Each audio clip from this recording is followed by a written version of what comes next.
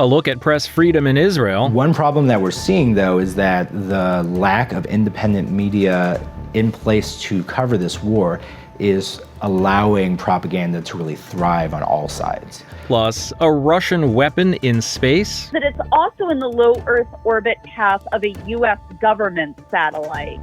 So that's obviously an issue of concern. And later, VOA catches up with the Speaker of the House, an update from Kyiv, and a look at the devastation in southern Brazil following devastating floods.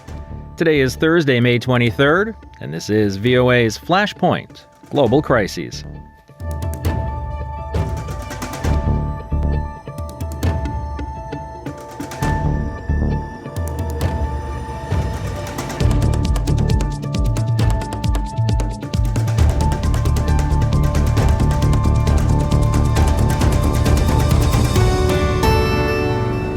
Good evening, I'm Steve Karish in Washington.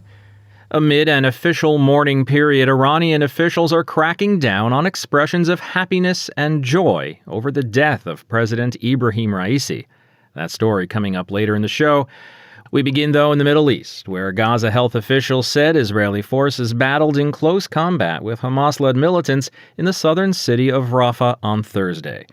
The UNRWA, the main UN agency in Gaza, estimated that more than 800,000 people have fled the city of Rafah since the Israeli attacks began earlier this month. Gaza health officials also said 35 Palestinians were killed in aerial and ground bombardments across the Gaza Strip on Thursday. For its part, Israel says it has no choice but to attack Rafah in order to root out the last battalions of Hamas fighters it believes are sheltering there. After international condemnation, Israel has reversed its decision to cut the Associated Press's live feed of Gaza. The action comes amid increasing challenges for journalists covering the Israel-Hamas war. Christina Casiado-Smith has the story. A live feed of Gaza is cut on Tuesday as Israeli officials seize equipment from the Associated Press. The action met with international condemnation, and the Israeli Communications Ministry hours later reversed course and returned seized equipment. Israel had accused the AP of breaching the country's new foreign broadcaster law by providing content to banned outlet Al Jazeera. The AP rejected the claim. Julie Pace is executive editor of the Associated Press. This shutdown was not based on the content of the feed, but rather an abusive use by the Israeli government of the country's new foreign broadcaster law. The live shot has generally shown smoke rising over Gaza. The order, signed by Communications Minister Shlomo Kari, was condemned by the United Nations, White House, and media advocates. Here's Stefan Dujarric, the spokesperson for the UN Secretary General. It's quite shocking. I think journalists need to be able to do their work freely. The Associated Press of all news organizations should be allowed to do its work freely and free of any harassment. Israel used the new law earlier in May to ban Qatari broadcaster Al Jazeera over national security concerns. Israel's communications ministry said Tuesday it will take action to limit broadcasts that harm the security of the state. Free speech advocates warn that the law, along with restrictions on media access in the region, risk increasing mis- and disinformation about the conflict. The latest fighting began on October 7, when Hamas attacked Israel, killing 1,200 people and taking about 250 hostages. Israel responded with an air and land assault on Hamas-governed Gaza, killing more than 35,000 people, according to the local health ministry. Clayton Wimmers is the executive director of Reporters Without Borders U.S. Bureau. One problem that we're seeing, though, is that the lack of independent media in place to cover this war is allowing propaganda to really thrive on all sides. And so the access of international media to Gaza is paramount. Reporters Without Borders and other international watchdogs have also criticized Israel's record in ensuring press safety. Among the thousands killed so far are more than 100 journalists, nearly all Palestinian. Israel rejects the data on media deaths, saying the toll includes terrorists, a claim watchdogs firmly reject. We take great care investigating each and every case. We do not count anyone who we reasonably think could be considered a Hamas militant among the journalists that we have counted as casualties of this war. The AP live feed was back up Wednesday, but with Hamas still holding Israeli hostages and nearly 3/4 of Gaza's 2.3 million population displaced, media advocates say journalists need to be allowed to provide independent, verified information. Cristina Caicedo Smith, VOA News.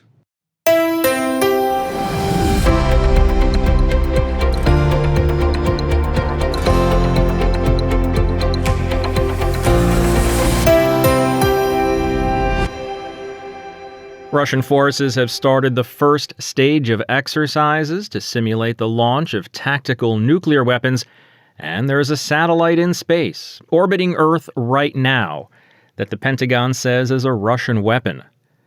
For some more, I'm joined by VOA's Catherine Gibson. So we know that the Pentagon has said there is a Russian satellite. It's orbiting Earth now, and they say it's probably a weapon. What kind of weapon is it? That's right. So I spoke to some space diplomacy analysts yesterday. I also spoke with several lawmakers on Capitol Hill. This all seems to be an issue of top concern for them. And of course, we know that Russia has acted recklessly in space before. But what's new about this is that it seems to be some sort of observational satellite that could also possibly be used as a weapon, according to the Pentagon. And what seems to be concerning both the Pentagon and, analysts who are watching this issue is that it's also in the low Earth orbit path of a U.S. government satellite. So that's obviously an issue of concern. So it is something that's being watched very closely in terms of kind of this new frontier that we have all of these other issues where the U.S. and Russia are in conflict, and now it looks like space is becoming another front in that battle. So just to be clear, this isn't a weapon in space that would shoot down at the Earth. This is a satellite that would attack other satellites, rendering them useless. That's correct, which of course could have very serious effects all on its own in terms of how much modern life relies on satellites. That could cripple numerous aspects of society. So even though it's not targeting Earth, it still is very much could have an impact on life on Earth. So there's concern about Russian drills involving tactical nuclear weapons. There's concern about a Russian satellite-based weapon. What is the U.S., what is NATO prepared to do? Well, in terms of the satellite issue, we saw a vote recently in the UN Security Council on a proposal that was introduced by Russia, so-called trying to keep safe, free, peaceful, keeping weapons out of space. The U.S. representative called this diplomatic gaslighting, and the resolution failed to get enough votes to pass. So I think we're going to be seeing a lot more of these battles on these fronts where Russia is putting forth statements and the U.S. is calling them on and saying, look, you're actually not really talking the talk. You're not backing this up with your actions. So we're going to be seeing a lot more of that in the future. It's VOA's Catherine Gibson from Washington. Catherine, thanks for your time. Thanks for your reporting today. You're so welcome. Even as Russia is posturing with nuclear drills or using a space-based weapon as a deterrent, it's important to remember that there is a war going on. After illegally annexing Ukrainian land in 2014, Russia launched its full-scale invasion in February of 2022. The United States and other Western countries have been helping Ukraine defend itself, but with one important restriction. Kyiv is prohibited from using American weapons for attacks on Russian territory. And this is something that Kyiv would like to see changed, particularly as the Kharkiv region in eastern Ukraine is bombarded by missiles and drones launched from inside Russia. And not surprisingly, Kyiv has stepped up its lobbying on Washington to ease those restrictions. VOA's Katerina Lisanova caught up with Speaker of the House of Representatives, Mike Johnson, and asked him about it. Your colleagues from House Intelligence Committee, they just released a statement in which they're calling for administration to allow Ukraine to use American weaponry on the military targets on Russian territory. Would you support that? Because right now they have weapons, but they have restrictions to use that. I think we need to allow Ukraine to prosecute the war and the way they see fit. They need to be able to fight back, and I think us trying to micromanage the effort there is not good policy for us. So That's Speaker of the House, Mike Johnson, speaking with VOA's Katerina Lisanova. And as noted above, Ukrainian leaders are pushing Washington to let them attack inside Russia with American weapons. VOA's Anna Chernikova has the latest from Kyiv, which is about 500 kilometers to the west of Kharkiv, which was bombarded with 15 Russian missiles today alone. In a recent interview with Reuters, President Volodymyr Zelensky confirmed that Ukraine is negotiating with international partners about the possibility of using their weapons to strike targets inside the territory of Russia. Чи можуть вони це зробити? Впевнений, так. Чи це наступ, напад країни НАТО, залучення? So far, there is nothing positive, Zelensky said. The article does not specify whether Zelensky was talking about specific partners with whom Ukraine is conducting relevant negotiations.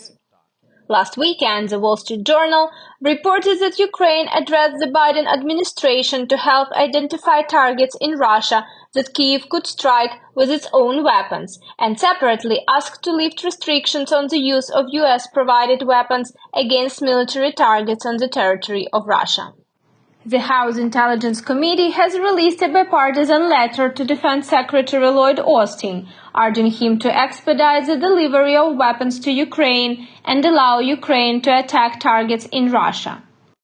Meanwhile, Russian forces continue the constant shelling of the city of Kharkiv. As a result of the massive shelling on Thursday, the Russian forces hit civil infrastructure, residential areas, and the famous local publishing house Vivat. Transportation infrastructure and printing facilities were also destroyed. President Zelensky confirmed that the Russian forces hit Kharkiv and Lubatin in the Kharkiv region with 15 missiles at once. While Russia actively continues the shelling of Ukraine, President Zelensky calls on Ukraine's international partners to provide assistance in shooting down Russian missiles over Ukraine, as allies did when helping Israel repel the Iranian missile strike. He notes that such actions will in no way involve the allies in a direct confrontation with Russia, because the missiles are to be shot down over the territory of Ukraine without any damage to Russian planes or pilots.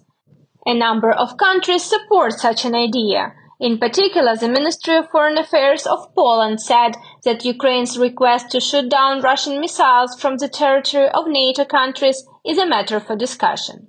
Anna Chernikova, VOA News, Kyiv.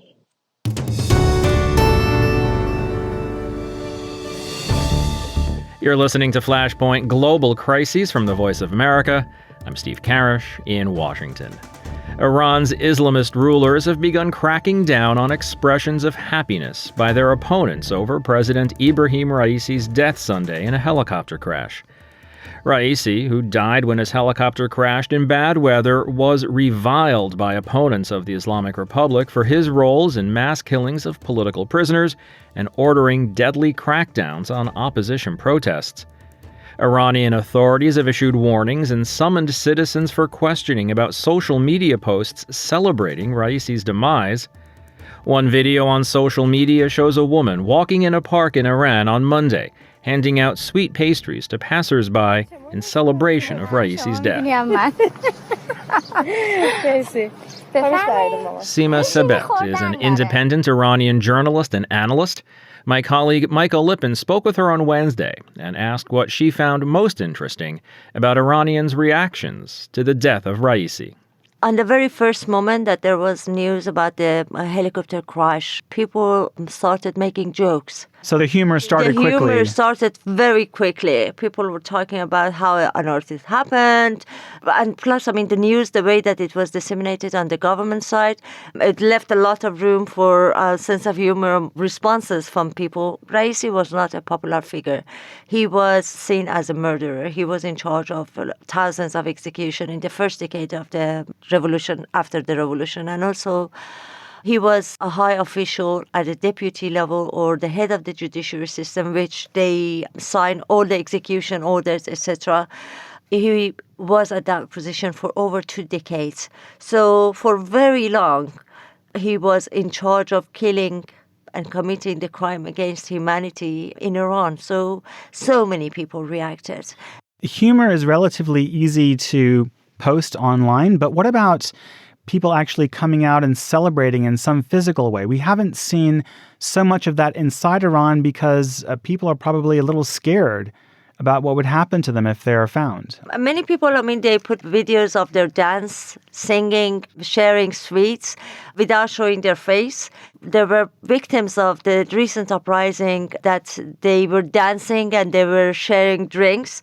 I can recall Mercedes and Sima. Mercedes lost an eye by shooting of the security forces during the recent uprising of Mahsa Amini in 2022.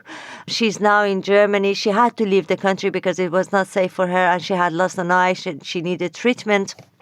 But she was dancing and she was sharing a drink. Mahsa and Roya Pirai, they lost their mother, Minu Majidi, during the uprising. They were also one of the first ones that they shared a drink, like they were cheersing and they were celebrating. Inside Iran? No, both of them are outside of Iran. So it's easier for them to do such things publicly when they're outside the country? Yes, the ones that they were sharing sweets or celebrating inside Iran, mostly they were trying not to show their faces, but some of the families of the victims and the people who they were killed during the uprising, they had reactions on social media. But the government doesn't allow them to react or show their happiness of what had happened to Raisi as someone who was in position of being a president during the uprising, which they killed over 500 people and they injured thousands. And the government is using this opportunity in order to show that he had massive support. Well, I wanted to ask you about that because apparently hundreds of thousands of people were on the streets of Tehran today, Wednesday, for this big funeral procession led by the Supreme Leader Khamenei. How impressive was that for you? Well, it was not impressive. We know that when there is a government official ceremony happening in Iran, they bring people from all those governmental organizations from everywhere. Anywhere that people are working, they are forced into attending that ceremonies. It's not necessarily because they're willing to go, they have to go. Because the government, of course, is going to monitor who went and who didn't. So those big numbers that they came, they weren't all government supporters. They came from the organizations, the governmental organizations, and also there is a minority of the traditional supporters that they are supporting the government. When we consider that many opponents of the Iranian government have been expressing their happiness at Raisi's demise, what is the chance that that kind of happiness could translate into potentially a new revived protest movement like we saw in 2022? Well, Iran is like a volcano. It will erupt because the pressure on people is a lot. They are under pressure by not having freedom, by being under pressure of government on every aspect of their life, let alone from how you cover your head, what you're going to wear, how you're going to socialize, where you go, what you eat, when you eat.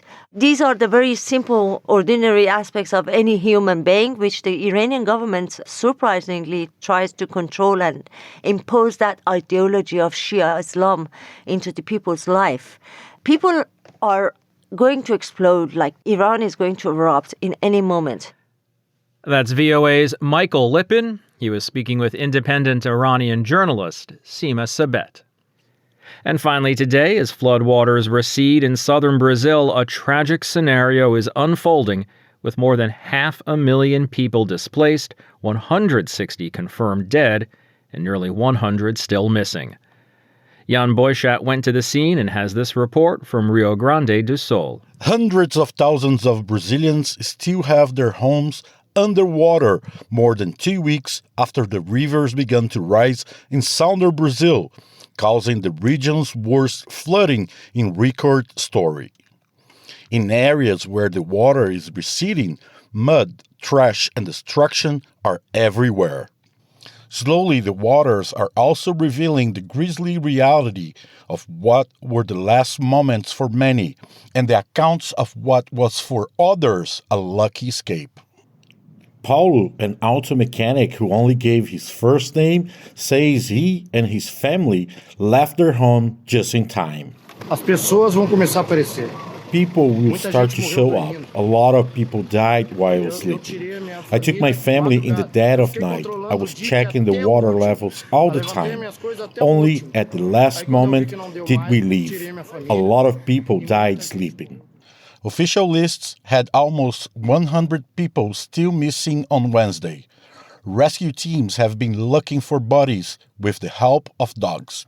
This corpse was found on Monday, trapped inside his house in a city close to Porto Alegre, the capital city of Rio Grande do Sul, Brazil's southernmost state. By Wednesday, more than 160 bodies had been found.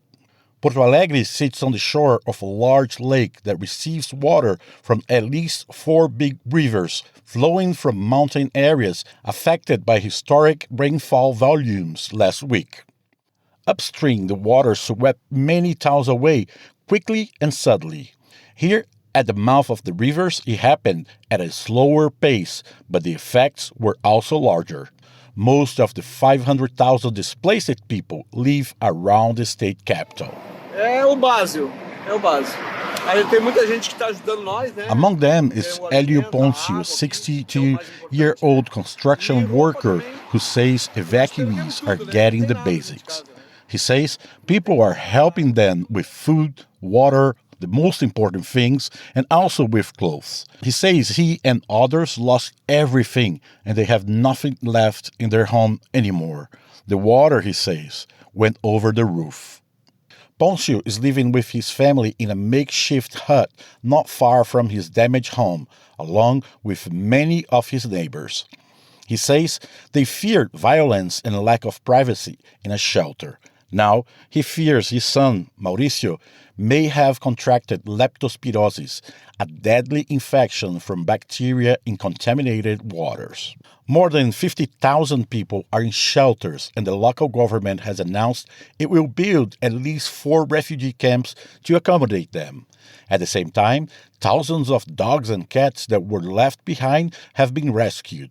Many of them are living in shelters, waiting to be found by their owners. Foi no momento de desespero. Davidson Santos, a 22-year-old student, says it was a moment of despair. As the water started to rise, he says, his elderly parents could not bring their dog. Santos says they searched for the animal for days. Zu was found almost 2 weeks later in this shelter. He was scared, but seemed ready to start a new life, like so many people here. Jan Boychat, Rio Grande do Sul, VOA News. And that's going to wrap up today's show. There's more VOA coverage 24 hours a day on our website, voanews.com, and across our social media platforms. On behalf of everyone here at VOA, thanks for listening. Until tomorrow, I'm Steve Karish.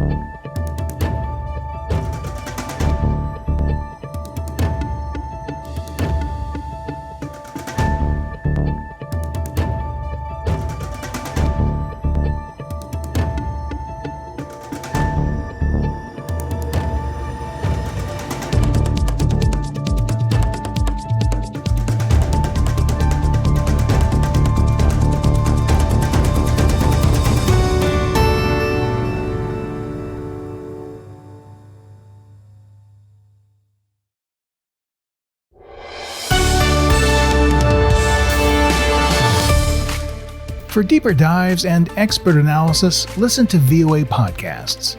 Issues in the News explores the biggest stories every weekend, while International Edition keeps you informed every weekday. Plus, with the 5-minute newscast at the top of every hour, you're always up to date.